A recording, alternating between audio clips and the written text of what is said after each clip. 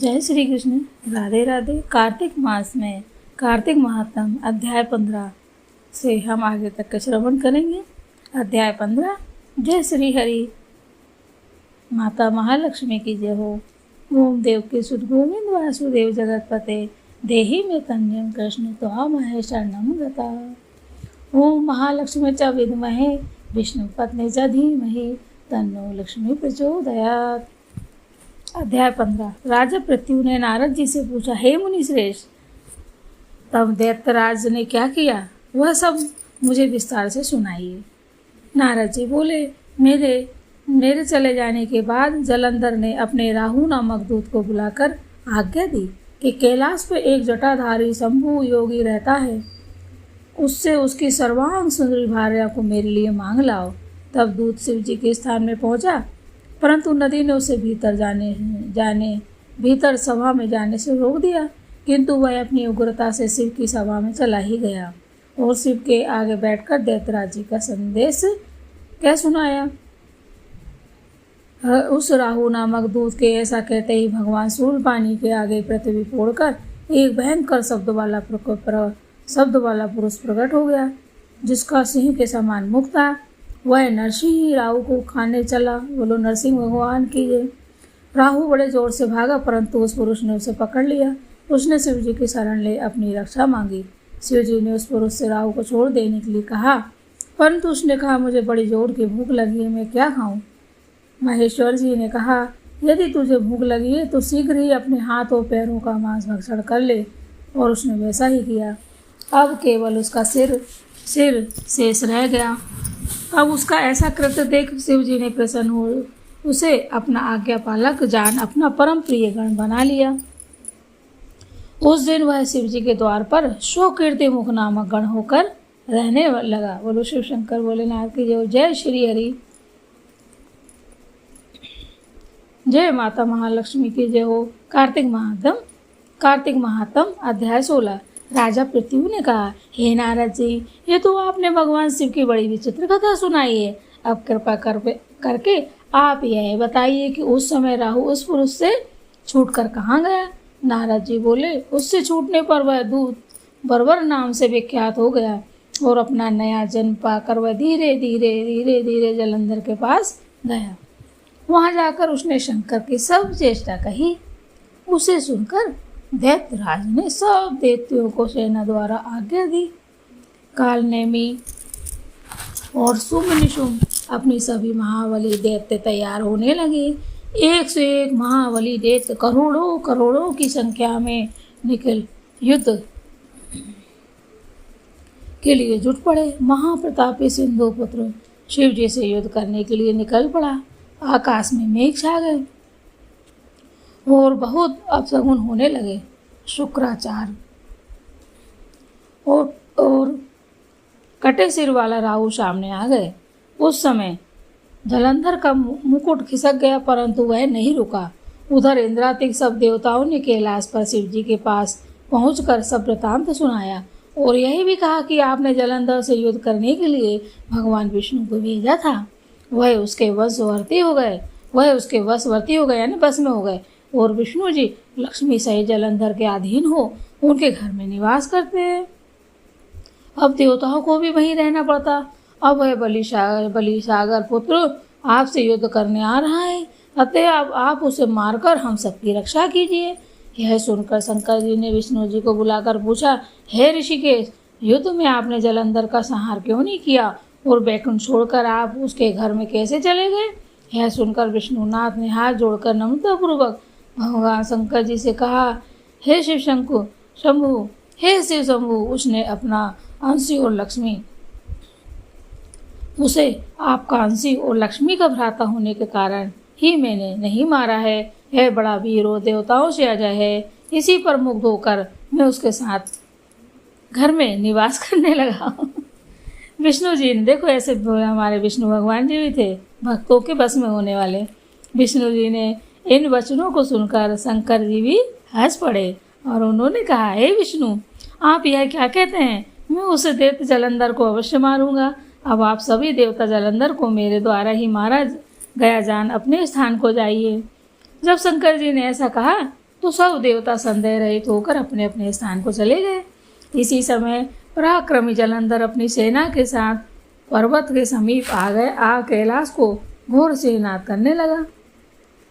देवताओं के नाद और कोलाहल को सुनकर शिव जी ने नंदी आदि गणों उससे युद्ध करने की आज्ञा प्रदान की। कैलाश के समीप भीषण युद्ध होने लगा।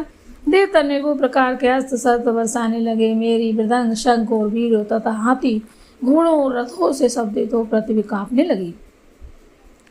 युद्ध में कटकर मरे हुए हाथी घोड़ों और पैदलों पहाड़ लग गया।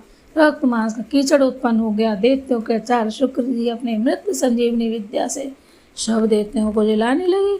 यह देखकर शिव जी के गढ़ व्याकुल हो गए और उनके पास जाकर सारा वृतांत सुनाया। उसे सुनकर भगवान रुद्र के क्रोध की सीमा न रही। फिर तो उस समय ही उनके मुख से एक बड़ी भयंकर कृत्या उत्पन्न हुई, जिसकी दोनों जंघाएं ताल वृक्ष के समान थी। वह युद्ध भूमि में जा सब असुरों को चरण करने लग गई।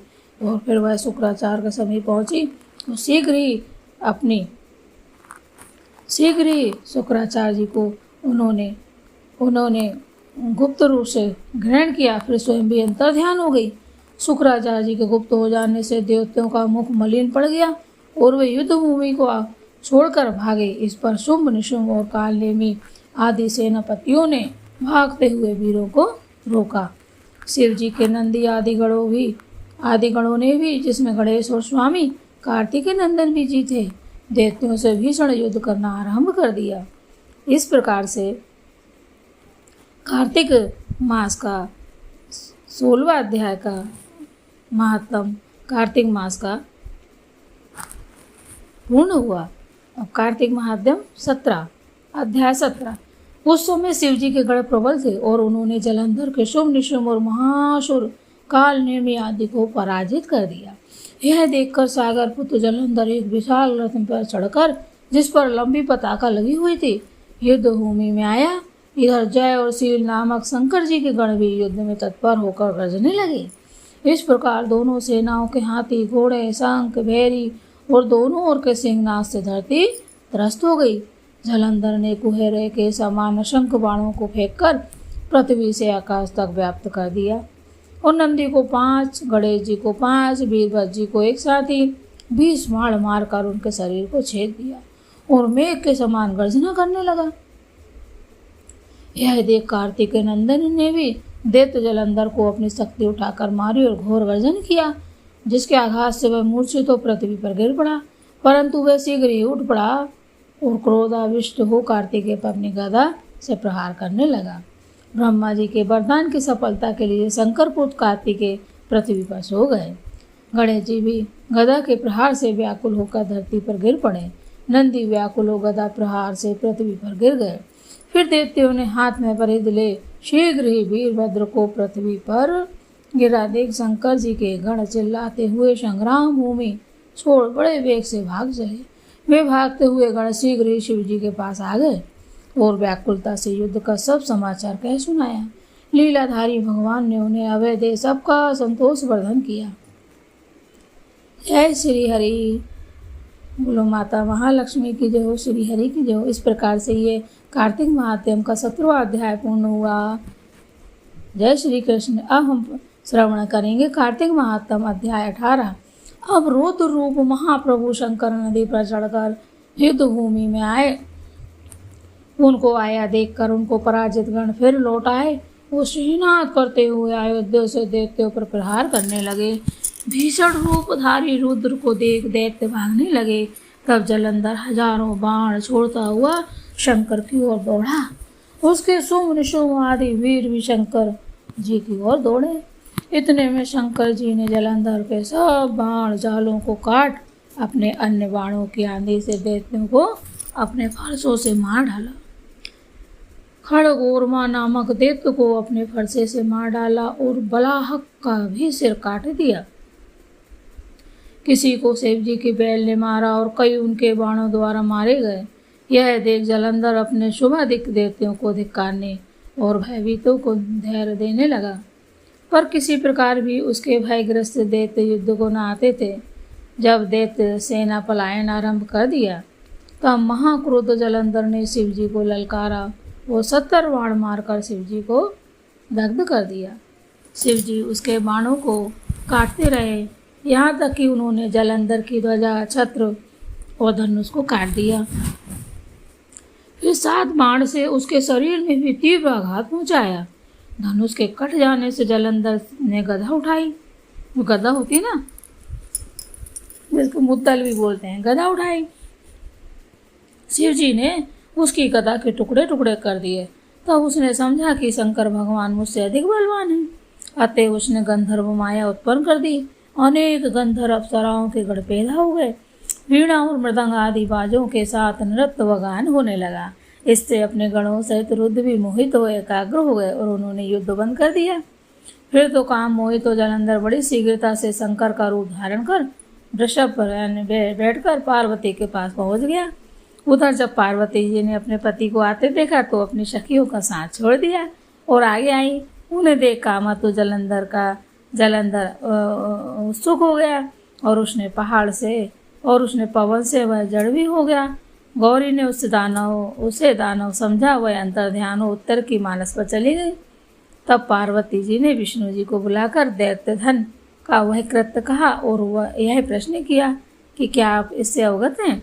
भगवान विष्णु जी ने उत्तर दिया, आपकी कृपा से मुझे सब ज्ञात है। हे माता, आप जो भी आज्ञा करेंगी मैं उसका पालन करूँगा। जगत माता ने विष्णु जी से कहा, उस दैत्य ने जो मार्ग खोला है उसका अनुसरण उचित है। मैं तुम्हें आज्ञा देती हूँ कि उसकी पत्नी का पति भ्रष्ट करो, वह दैत्य तभी मरेगा। पार्वती जी की आज्ञा पाते ही विष्णु जी उसको सिरोधार कर छल करने के लिए जलंधर के नगर की ओर चले गए। कार्तिक महात्म्यम अध्याय 19वां हम देखेंगे। जय श्री हरि। राजा पृथ्वी ने पूछा, हे नारद जी, अब आप यह कहिए कि भगवान विष्णु ने वहां जाकर क्या किया तथा जलंधर की पत्नी का पतिव्रत किस प्रकार भ्रष्ट हुआ। नारद जी बोलो, जलंधर के नगर में जाकर विष्णु जी ने उसकी पतिव्रता श्री वृंदा का पतिव्रत भंग करने का विचार किया। वे उसके नगर के उद्यान में जाकर ठहर गए और रात में उसको स्वप्न दिया। वह भगवान विष्णु की माया और विचित्रकार पद्धति थी और उसकी माया द्वारा जब वृंदा ने रात में यह स्वप्न देखा कि उसका पति निर्वस्त्र होकर सिर पर तेल लगाए महिष पर चढ़ा है, वह काले रंग के फूलों की माला पहने हुए है तथा उसके चारों ओर हिंसक जीव है और वह सिर मुड़ाए हुए अंधकार में दक्षिण दिशा की ओर जा रहा है। उसने नगर को अपने साथ समुद्र में डूबा हुआ इत्यादि बहुत से स्वप्न देखा। तत्काल ही, यह बुरे स्वप्न होते हैं, तत्काल ही वह स्वप्न का विचार करने लगी। इतने में उसने सूर्यदेव को उदय होते हुए देखा तो सूर्य में उसे एक छिद्र दिखाई दिया तथा वह कांतिहीन था। इसे उसने अनिष्ट जाना और वह भयभीत हो रोती हुई छज्जे, अटारी तथा भूमि कहीं भी शांति को प्राप्त न हुई। फिर अपनी 2 सखियों के साथ उपवन में गई, वहाँ भी उसे शांति नहीं मिली। फिर वह जंगल में निकल गई, वहाँ उसने सिंह के समान 2 भयंकर राक्षसों को देखा, जिससे वह भयभीत हो भागने लगी। उसी क्षण उसके समक्ष अपने शिष्यों सहित शांत मौनी तपस्वी वहाँ आ गया। भयभीत वृंद उसके गले में अपना हाथ डाल उससे रक्षा की याचना करने लगी। मुनि ने अपनी एक ही हुंकार से उन राक्षसों को भगा दिया। वृंदा को आश्चर्य हुआ तथा वह भय से मुक्त हो मुनिनाथ को हाथ जोड़कर प्रणाम करने लगी। फिर उसने मुनि से अपने पति के संबंध में उसकी कुशलक्षेम का प्रश्न किया। उसी समय 2 वानर मुनि के समक्ष आकर हाथ जोड़ खड़े हो गए और ज्यों मुनि ने भ्रुकुटी संकेत किया त्यों ही वे उड़कर आकाश से चले गए। फिर जलंधर का सिरों धड़ लिए मुनि के आगे आ गए। तब अपने पति को मृत हुआ जान वृंदा मूर्छित हो पृथ्वी पर गिर पड़ी और अनेक प्रकार से दारुण विलाप करने लगी। इसके पश्चात उस मुनि ने कहा, हे कृपानिधे, आप मेरे इस पति को जीवित कर दीजिए। पतिव्रता पत्नी ऐसा कहकर दुखी श्वासों को छोड़कर मुनीश्वर के चरणों पर गिर पड़ी। तब मुनीश्वर ने कहा, यह शिवजी द्वारा युद्ध में मारा गया है, जीवित नहीं हो सकता है, क्योंकि जिसे भगवान शिव मार देते हैं वह कभी जीवित नहीं हो सकता। परंतु शरणागत की रक्षा करना सनातन धर्म है, इसी कारण कृपा कर मैं इसे जिलाए देता हूँ। नारद जी ने आगे कहा, वह मुनि साक्षात विष्णु जी ही थे। बोलो श्री हरि की जय हो। जिन्होंने यह सब माया फैला रखी थी, वह वृंदा के पति को जीवित कर अंतर ध्यान हुए। जलंधर ने उठकर वृंदा का आलिंगन किया और वृंदा भी पति को जीवित हुआ देख अत्यंत हर्ष होती हुई और अब तक हुई बातों को स्वप्न समझा। तत्पश्चात वृंदा सकाम हो बहुत दिनों तक अपने पति के साथ विहार करती रही। एक बार सुरत काल के अंत में ही उन्हीं विष्णु को देखकर उन्हें ताड़ित करती हुई बोली, हे पराई स्त्री से गमन करने वाले विष्णु, तुम्हारे शील को धिक्कार है। मैंने जान लिया कि मायावी तपस्वी तुम ही थे। इस प्रकार कहकर कुपित पतिव्रता वृंदा ने अपने तेज को प्रकट करते हुए भगवान विष्णु को शाप दिया। तुमने माया से 2 राक्षस मुझे दिखाए थे, वही दोनों राक्षस किसी समय तुम्हारी स्त्री का हरण करेंगे। सर्पेश्वर जो तुम्हारा शिष्य बना है, यह भी तुम्हारा साथी रहेगा। जब तुम अपनी स्त्री के विरह में दुखी होकर बिछड़ोगे, उस समय वानर ही तुम्हारी सहायता करेंगे। राम जी की सहायता की थी ना सुग्रीव और उन्होंने। ऐसा कहती हुई पतिव्रता वृंदा अग्नि में प्रवेश कर गई।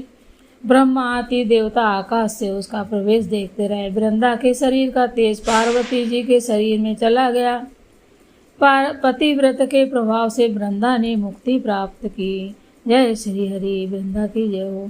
कार्तिक महात्म 19वां अध्याय पूरा हुआ। अब कार्तिक महात्म अध्याय हम 20 का श्रवण करेंगे। बोलो जय श्री हरि। ओम महालक्ष्मी च विद्महे विष्णुपत्नी च धीमहि तन्नो वर्तते प्रचोदयात्। कार्तिक महात्म अध्याय 20। अब राजा पृथ्वी ने पूछा, हे देवर्षि नारद, इसके बाद युद्ध में क्या हुआ तथा वह दैत्य जलंधर किस प्रकार मारा गया? कृपया मुझे वह कथा सुनाइए। नारद जी बोले, जब गिरिजा वहाँ से अदृश्य हो गई और गंधर्वी माया भी विलीन हो गई, तब भगवान वृषभध्वज चेतन हो गए। उन्होंने लौकिकता व्यक्त करते हुए बड़ा क्रोध किया और विस्मिता मना जलंधर से युद्ध करने लगे।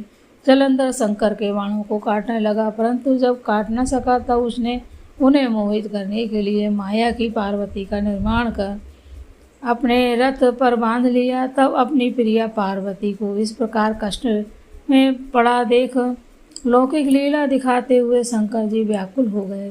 शंकर जी ने भयंकर रौद्र रूप धारण कर लिया। अब उनके रौद्र रूप को देख कोई भी दैत्य उनके सामने खड़ा होने में समर्थ न हो सका और सब भागने छिपने लगे, यहाँ तक कि शुंभ निशुंभ भी समर्थ न हो सके। शिव जी ने उन शुंभ निशुंभ को शाप देकर बड़ा धिक्कारा और कहा, तुम दोनों ने मेरा बड़ा अपराध किया है। तुम युद्ध से भागते हो मारना पाप है, इससे मैं तुम्हें अब नहीं मारूंगा, परंतु गौरी तुमको अवश्य मारेगी। शिव जी के ऐसा कहने पर सागर पुत्र जलंधर क्रोध से अग्नि के समान प्रज्वलित हो उठा। उसने शिव जी पर घोर बाण बरसाकर धरती पर अंधकार कर दिया। तब उस दैत्य की ऐसी चेष्टा देखकर शंकर जी बड़े क्रोधित हुए तथा उन्होंने अपनी चरणागुष्ठ से बनाए हुए सुदर्शन चक्र को चलाकर उसका सिर काट लिया। एक प्रचंड शब्द के साथ उसका सिर पृथ्वी पर गिर पड़ा और अंजन पर्वत के समान उसके शरीर के 2 खंड हो गए। उसके हृदय से संग्राम भूमि व्याप्त हो गई। शिवाज्ञा से उसका रक्त और मांस महारौरव में जाकर रक्त का कुंड हो गया तथा उसके शरीर का तेज निकलकर शंकर जी में वैसे ही प्रवेश कर गया जैसे वृंदा का तेज गौरी के शरीर में प्रविष्ट हुआ था। जलंधर को मरा देख देवता और सब गंधर्व प्रसन्न हो गए।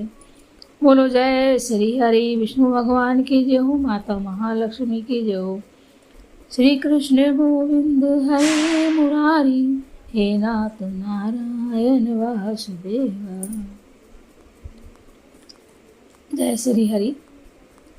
अभी कार्तिक महात्म का 20वां अध्याय पूर्ण हुआ। अब हम कार्तिक महात्म का अध्याय 21 का अध्ययन करेंगे। अब ब्रह्म आदि देवता नतमस्तक होकर भगवान शिव की स्तुति करने लगे। वे बोले, हे देवादि देव, आप प्रकृति से परे पर ब्रह्मा और परमेश्वर हैं। आप निर्गुण निर्विकार व सबके ईश्वर होकर भी नित्य अनेक प्रकार के कर्मों को करते हैं। हे प्रभु, हम ब्रह्मा आदि समस्त देवता आपके दास हैं।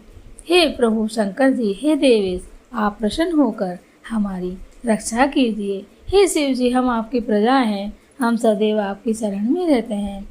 नारद जी राजा पृथु से बोले, जब इस प्रकार ब्रह्मा आदि समस्त देवताओं एवं मुनियों ने भगवान शंकर जी की अनेक प्रकार से स्तुति कर उनके चरण कमलों का ध्यान किया। तब भगवान शिव देवताओं को वरदान देकर वहीं से अंतर ध्यान हो गए। उसके बाद शिव जी का यशोगान करते हुए सभी देवता प्रसन्न होकर अपने अपने लोक में चले गए। भगवान शंकर के साथ सागर पुत्र जलंधर का युद्ध चरित्र पूर्ण प्रदान करने वाला तथा समस्त पापों को नष्ट करने वाला है। यह सभी सुखदायक और शिव जी को भी अति आनंददायक है। इन दोनों आख्यानों को पढ़ने एवं सुनने वालों का सुखों को भोग कर अंत में अमर पद को प्राप्त करता है, अमर पद की प्राप्ति करता है। बोलो जय श्री हरि। जय हो महालक्ष्मी। ओम देवकी सुत गोविंद वासुदेव जगतपते देहि मे तन्यम कृष्ण त्वामहे शरणं गता। श्री कृष्ण गोविंद हरे मुरारी हे नाथ नारायण वासुदेवा। तो ये हमने अभी तक कार्तिक महात्म्य के अध्याय 21 तक का हमने अध्ययन किया है, श्रवण किया है। भगवान विष्णु एवं महालक्ष्मी आपके व्रत जो आप कर रही हो उसका मनोवांछित आपको वर प्रदान करें तथा सुनने वाले, सुनाने वाले, दूर तक पहुंचाने वाले सभी की भगवान श्री हरि माता लक्ष्मी सहित हम सब पर कृपा करें।